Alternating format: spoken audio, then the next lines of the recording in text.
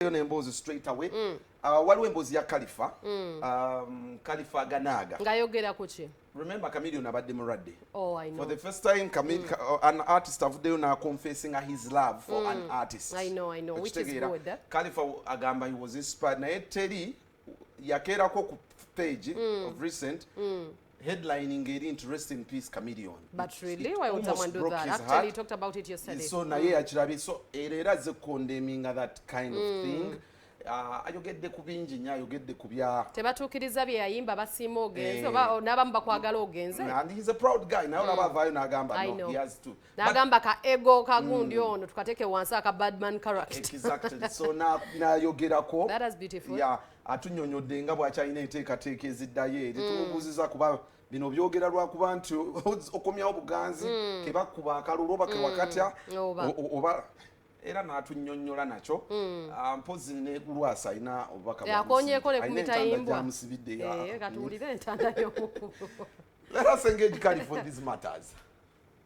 Khalifah Aganaga nakamba accident MP we Lubaga 226 era okomawo 226 tujja bulungi nnyo ngeno twalutandika tukyali bavubuka bato so teri kigaana 226 ansirise olwa covid ono nembeera nga bweri bintu mbeera yonna nsirifu naye kintu kyankwasiza ennyo ennaku nempulira nga njagala kaaba amazigo obanga ndabira ddala mu butuufu kituliko tetukitegeera nina posti gye nalabye Chameleon nga genze mu ddwaliro naye okugenda kwe mu ddwaliro nalabye baganda baffe abamu Abannayuganda abamu ne bapositinga ebintu ebitaliiyo ne bateekamu engeri y'okuseketerera engeri y'okujeregereza n'engeri y'okusekerera Chameleon ze nganze ebirala byonna bivuddewo oli legend tosobola kutandika nga munnaali mu buzibu bwe butyo oba Chameleon afunye obuzibu bwe butyo bw'onootandika ne bamu bataddeko na rest in peace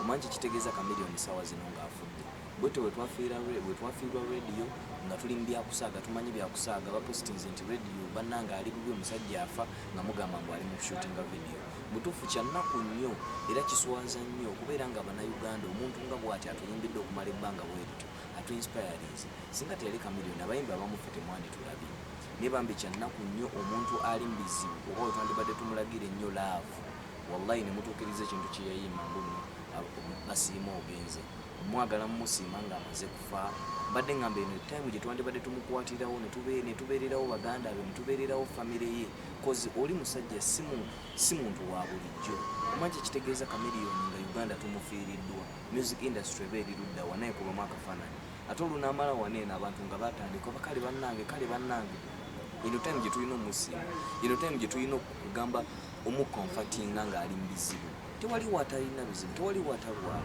tegeera so kibi nnyo era kyannaku nnyo nze nga Khalifa nnumiddwa era olwaleero ndi mu kukonfesinga my love for Chameleon kubanga bambi Chameleon butuufu abayimbi batufuddeko mu mbeera ezitategeera byaki mu mbeera yonna ne Chameleon bambi nsaba Mukama Katonda amusaasire era amusuuse ebizibu byonna byalimu naye ate waliwo kyendi mu kwewuunyaamu nze ng'omuntu nebuuza lwaki abaana bwe bagenda eggulu tandisa okukyegendereza oba ensonga lwaki Mukama Katonda kyennyamye nga sinnagenda lwaki buli agenda eggulu avaayo alwadde muzeeyi sale musale kino ekintu twagala oveeyo naawe obeera abaana bakyadde eyo ukyegendereze muli lupazo yavaayo yakaaba lubuto bw'ate simanyanga akataago biki buuyo bamwabuluzaamu olubuto mangu awo bamusaze Chameleon naye abadde eggulu yabadde yakulembera abantu okugenda eggulu naye avuddeyo mbw'ate era naye lubuto pancreas liver bisimani era byonna bintu bya lubuto lowooza tekigenda kujja abantu tulowoozeemu nti oba osanga abantu bano be mutusindikira okutuwa emmere balina kye bakolayo oba ku bayimbi oba walingi so mbadde nsaba neyo ensonga nayo tugyegendereze oba muzeeyi sale musale naawe ogyegendereze bwe tutuuka era nze bwe naatuuka eggulu ngenda kusiiba sigenda kulya kintu kyonna kubanga waliyo abantu 5 abakwagala n'abatakwagala kati buli amaze ebbanga nga takulaba takusisinkana nkoko olwagenda okusisinkana kubanga temulina kyakola muli bantu muli wamu so muzeeyi sale musale ekyo nakyo kiba osanga tubadde tusaba n'abagabira abaana ebyokulya oba bawa ebintu ebyokulya nga batuusa eggulu ekyo nakyo bakirabemu. Okay, that is Khalifah Aganaga. The good news is Chameleon is okay. He's actually back home. Nalabyo Khalifah Nanyinga, he's actually recuperating. Era essanyu weerire.